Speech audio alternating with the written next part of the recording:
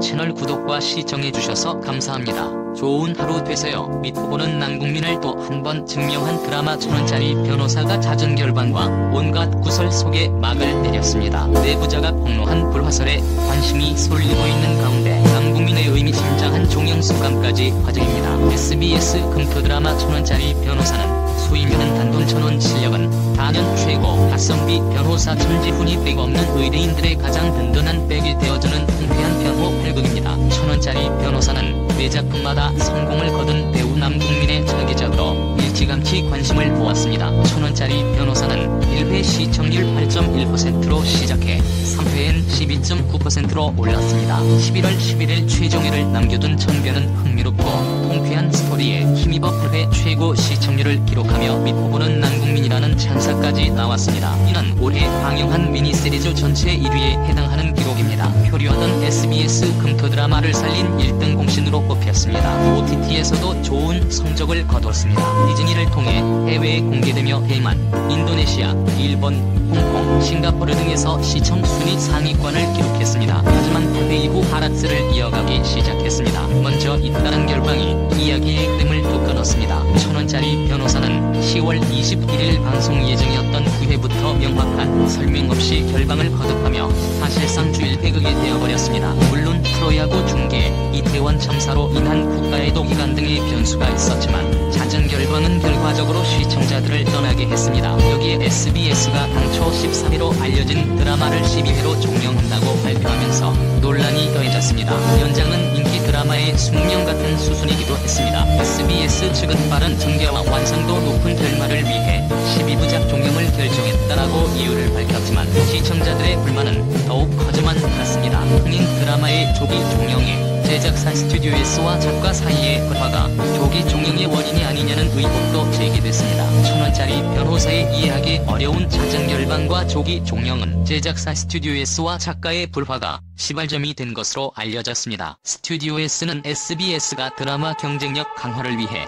자회사 더스토리웍스의 사명을 변경하고 고품질 드라마를 전문적으로 제작하는 데 총력을 기울이기 위해 설립한 제작사입니다. 익명을 원한 천변의 한 관계자는 11월 9일 SBS에서 분사한 제작사 스튜디오S가 작품보다 회사 실적과 효율을 중시하면서 벌어진 갈등과 균열이 결국 이런 사달을 만들었다고 말했습니다. 이 관계자는 어느 드라마나 작가, 연출, 배우, 제작사 간의 미묘한 입장차와 갈등이 있게 마련이라고 전제한 뒤 하지만 모두 양질의 콘텐츠를 만들겠다는 취지라 서로 이해하고 조금씩 양보하게 되는데 이 과정에서 스튜디오S가 현명하게 운전대를 잡지 못했다. 누구의 잘못이라고 단정하긴 어렵고 입지사지하지 못한 모두의 공동 책임이라고 꼬집었습니다. SBS 직원이었던 드라마 PD들이 나와 만든 외주 제작사 스튜디오S가 천변을 다소 험악하게 핸들링한 것 아니냐는 지적에는 대체로 반응이 엇갈렸습니다. 남국민이라는 밑배 캐스팅에 성공했고 시청률도 기대를 웃돌며 초반 분위기는 무척 좋았다고 합니다. 그러나 5, 6회 대본부터 스튜디오S와 작가의 갈등이 불거졌고 불필요한 신경전이 오갔다는 전언입니다. 이는 결국 지각 대본과 수정 요청, 촬영 딜레이를 낳은 배경으로 보입니다.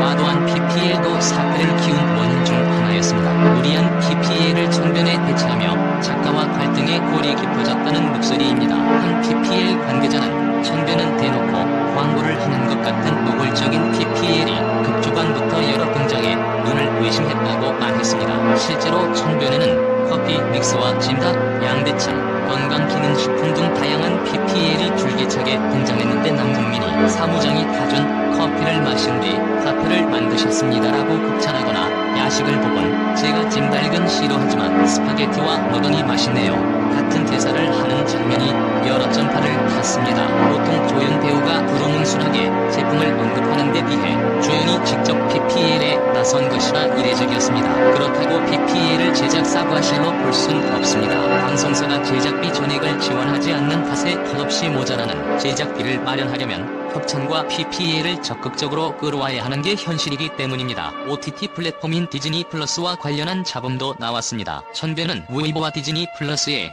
방영권을 판매했는데 특히 디즈니 플러스 덕에 대만 1위, 싱가포르 2위 등 론칭된 6개국에서 모두 상위권을 기록했습니다. 하지만 스튜디오S가 계약 과정에서 지상파 3사와 SK텔레콤의 합작인 토종 OTT를 배려하지 않았다는 일부 볼멘 소리가 나오기도 했습니다. 작가와 제작사 스튜디오 S 간의 불화로 인해 2회가 줄어든 12회로 조기 종영했다는 것에 대해서 SBS 측은 불화는 사실무근이라고 입장을 밝혔지만 시청자들은 석연치 않다는 반응을 보이고 있습니다. 일부 시청자는 트위터 등 SNS와 공식 홈페이지 시청자 게시판, 포털사이트 실시간 톱페이지 등을 통해 잦은 결방에 대한 불만을 쏟아냈습니다. 몇몇 시청자는 온라인 플랫폼에 많은 사람들에게 인생 드라마가 될 수 있던 작품이 이렇게 돼야 안타깝다, 상승세를 탈 타이밍에 결방이 늘어나서 아쉽다 등 반응을 보였습니다. 불화설로 인한 잦은 결방, 조기 종영에 대한 의혹이 커지는 가운데 시청자들을 천지훈의 매력에